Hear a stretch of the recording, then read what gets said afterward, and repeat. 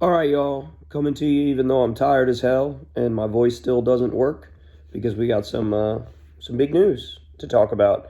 I'm sure most of you have seen this by now, but it was a big news day overall. Yeah, a lot Actually, going there on was today. Alexei Navalny got killed. Gee, I wonder what happened there. It's really hard, Real really hard to mystery. figure out that one. And then I don't know if you saw the AI stuff, but there's this OpenAI released this thing called Sora, which is text to video. So you write out like, show me an emu sucking its own dick on a white sandy beach, and then it'll show you an emu sucking its own dick on a white sandy beach. It's crazy. As like realistic as possible. No, it is. It's like really, it's very It scary. blew my mind. It Yeah. blew my mind. It looks just real. Period. So I don't know, man. This AI stuff is getting kind of crazy. We're at the point now where it's like this has to be regulated. But Congress is so stupid they don't even want to stop a genocide, right? So like, how are they gonna get their shit together to like intelligently regulate? Yeah. It just seems not possible. Yeah. All right. Anyway, but let's get to the main event and why we're here right now. So Trump was ordered to pay $355 million in the fraud case in New York. So there's a bunch of different pieces to this. One part of it, believe it or not, is actually disappointing to me. I'll talk about that in a second. But one part is not disappointing at all. And in fact, I would say this number is more than I even thought was on the table. Because I had read he was going to have to pay a fine of up to 250 million, and this is 355 million. Yeah. Plus, by the time you add in interest, it's I'm gonna get to that. okay. I'm gonna get to that. So It's even more than that. yeah, That's the bottom line. yeah. So the Judge Engoron, found Trump liable for fraud, conspiracy, and issuing false financial statements and false business records. Um, this is the guy who he's the judge, and there is no jury because Trump's team forgot to check the box to ask for a jury trial, and then they acted like it was a conspiracy theory, and they're like, "No, you just forgot to check the box." It's like. I forgot about that part. So that's who this guy is. And so this guy basically had Trump in the palm of his hand. And Trump, the absolute fucking moron that he is, was like a real big dick to the judge. And he was really aggressive against him. And the guy's just sitting there like, this is going to affect your ruling, right? It's so dumb. He's so stupid. All right. So 355 million, all fraud, tax fraud, business fraud, insurance fraud, all different types of fraud, false business records. Engoron found Trump's fraud saved him about $168 million in interest, fining him and his companies that amount. He also ruled that Trump and his companies were liable for $126 million in ill-gotten profits from the sale of the Washington, D.C. post office, and that Trump and his companies were liable for $60 million in profits from the sale of Ferry Point in the Bronx. I think that's a golf course. The post office thing, that's the Trump Hotel in DC. Yeah, it was the post office. Yeah, it's they call it the old post office, Right, but then yeah. he converted to Trump Hotel. Engoron also wrote that Trump would be required to pay interest on those payments. To your point, it's actually 9% interest. Trump is banned from basically operating a business in New York, including his own business, for 3 years. His kids are actually in this as well, and they were banned for 2 years from doing any sort of business in New York, for being the head, an executive in the Trump organization, or even starting any new one and being the head of that. They're banned from that for 2 years. Trump and his co-defendants will likely need to come up with the full judgment of 355 million ordered by Engoron in order for it to appeal. Now, you had mentioned to me something about like bond payments, right? Yeah. That, like it's not like he has to pay that in cash or whatever. Yeah, you could secure a bond. He can to secure make a the bond. payment, but I mean, that's a lot of cash to come up with for you. No matter how rich you are, that's a lot of cash to come up with. So Trump, in total, has been ordered to pay 438 million this year in fraud and defamation cases. And so here's the part I said. Remember, I said one part disappointed me. Yeah. The part that disappointed me is the judge stopped short of doing the corporate death penalty, which would have just dissolved the Trump organization. It would have been, sorry, this no longer exists. We're by force of law, you have to dissolve it. He actually didn't do that, which means he didn't do everything he could have done, right? Like, I was thinking going into this, the most that could happen is he gets fined $250 million and they do the corporate death penalty, right? Yeah. Instead, they fined him $355 million and didn't do the corporate death penalty. So I don't know. I mean, I don't know how I feel about that. I would have rather they dissolved the corporation. It's like, if he can get away with the number of crimes that he got away with and still only have a fine, that feels wrong. You know what I'm saying? Yeah, I mean, the thing is that this was just like the way they did business was fraud. Yeah. Anytime. I don't know if you guys remember any of the examples, but some of them were crazy about the way They lied. They things. said Mar-a-Lago was worth $1.5 billion, and it's worth, like, I forget the exact number, but like 30 million or something like that. His own, I wish I could remember the numbers off the top of my head, but his own like penthouse in the Trump Tower. He said it was like 35,000 square feet. And it was like only 10. It was like ridiculous. Wildly overestimated the square footage, and then that leads to this wild overestimate in terms of the value. Then there were other things that they like dramatically undervalued because it was more convenient for them for tax purposes. Just whatever they imagined they wanted the valuation to be, they just would do it. And it was wild examples.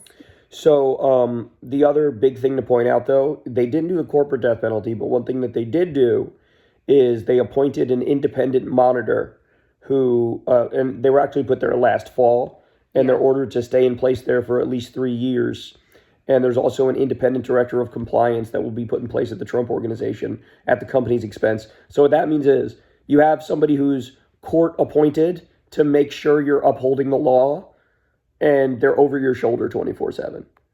So there is no, there's no more cutting corners. There's no more, like, a little nip tuck here, a little tax fraud there. Yeah. Doesn't exist anymore. Now they're up your ass, bro. And the report I read, they were really pissed off about this lady being there. It's basically a legal babysitter. It's like having a cop over your shoulder 24/7 is what it is. Yeah, that would be terrible. Imagine, like, in our businesses, if we had someone there constantly, like, having to go through every decision we made and whatever. And telling us what to do. Yeah. And you made it sound like we're committing crimes, though.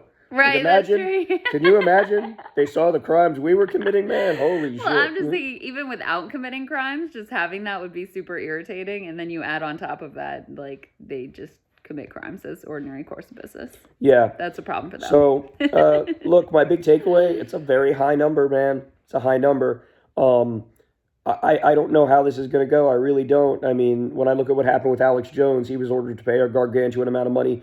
And my understanding is he just used a bunch of loopholes, shimmied the money around a little bit here, a little bit over there, gave it to other people, but still uses it and kind of got away, right? And yeah, but that requires you declaring bankruptcy, basically. And that's not really an option for Trump. He can't declare personal bankruptcy because his wealth is his whole identity.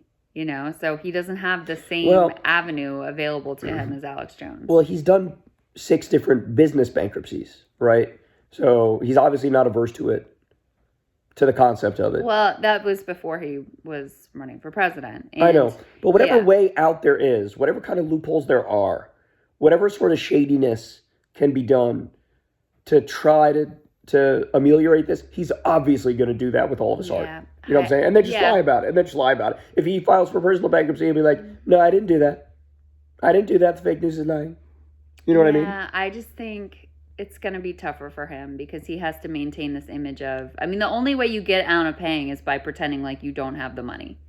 And he already said publicly, like, he put out there some number, like he has $450 million in cash or something like that he put out there publicly. So I don't know if I buy that. I don't know if I believe that.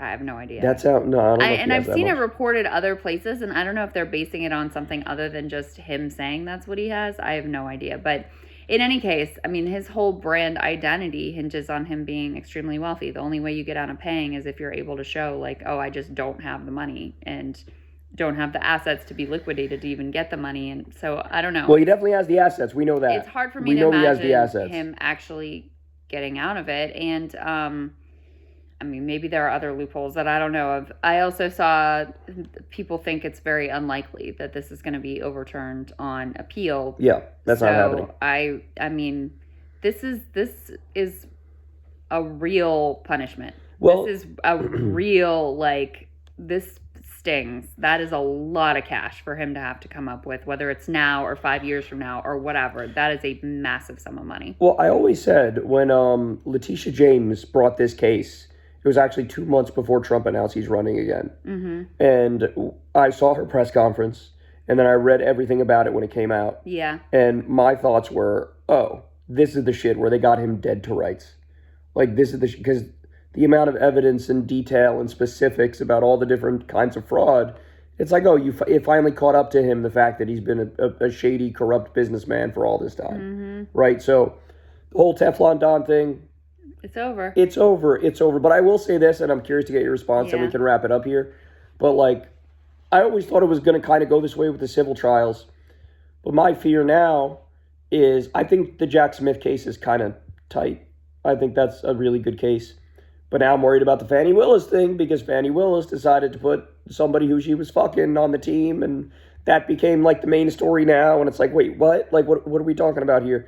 So, like, that's an example of I thought that one was airtight too, but now there's Yeah. some cracks in that case. And it's like, well, these are the ones that fucking matter. And the hush money case, I don't care about the fucking hush money case. It's a criminal trial, but it's like the lowest criminal shit you can imagine. You know what I'm saying? So, like, Yeah. why? And that one's on March 25th, which means it might be the first one, which I don't fucking want it to be. You know what I'm saying? Yeah. So, like, You know, would rather have any of the other ones go Yeah. first than that one. so, like, we got what we needed from the civil cases. Good. But the criminal ones are the ones that really matter. The weakest one is going first. Then the other one, the Fannie Willis one, I thought was a slam dunk, but now it's looking like it might not be because of her shadiness. And then it all comes down to Jack Smith, and it's like, are we going to get a fucking answer on that anytime soon? It seems to me like the Georgia one, the Fannie Willis one, is probably the one that will take the longest to develop. Just based on what I've read and the complexity of it, using these RICO statute and all of the defendants involved, whatever. Plus, of course, the situation there right now isn't helping anything. Our cat took a massive shit, bro. You It smelled guys so bad in should here. be really glad Oh you my smell God. it. It just hit me like a ton of bricks. I'm impressed you can still smell, He baby. took a massive shit. Oh my God. I'm sorry. Keep going. I cut Thanks. you off. Thanks, I Salem. had to comment on that Thank you, smell. I Salem. had to comment on it. It's so you bad. couldn't just keep the poker face and No, pretend like I nothing's can't. happening in here. So bad. Anyway, the Jack Smith cases, it was supposed to be that the election interference January 6th related one was set to go. We're really waiting now on whether the Supreme Court is going to take up that immunity appeal from Trump. But if they don't, then that one could actually start here pretty soon. Good, I hope so. also. I hope so. So I don't know if it'll beat the, Alvin Bragg hush money one. I don't think March 25th. Yeah, I don't know if that's likely, but that one could start pretty quickly here, and that's in a lot of ways the main event because it really is the one that's the most core to what people hate about Donald Trump and what they think that he did wrong and what they think he's a criminal for. So hopefully that one gets underway soon. Yeah. So anyway, there you have it. Big news. Yep.